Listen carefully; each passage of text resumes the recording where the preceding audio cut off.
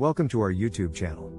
Today we will be discussing the return of Sergio Ermotti as the Chief Executive Officer of UBS Group AG.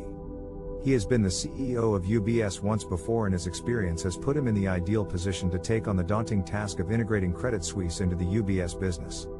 UBS Chairman Colm Kelleher praised the work done by former CEO Ralph Hamers, acknowledging his part in delivering the recently brokered Credit Suisse deal.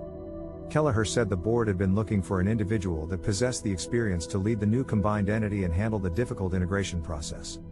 Ermotti's past experience with UBS made him the most qualified choice.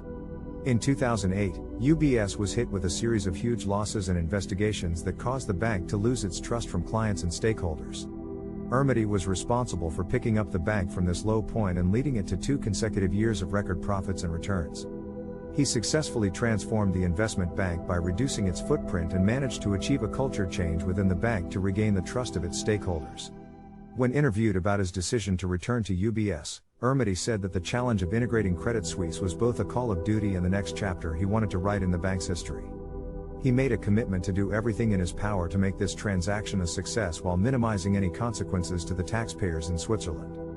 UBS is not only tasked with integrating the fallen rival into its business but also with restoring the nation's financial reputation. Beat Whitman believes that the appointment of Ermotti is a Swiss solution to restoring the banking system's trust. As UBS's new CEO, Ermotti promises to prioritize the needs of the clients, employees, and investors in order to create a successful new chapter in UBS's history. We here at Insert Your Website Here aim to keep our viewers up to date with the latest financial news and developments, so be sure to check back for more news.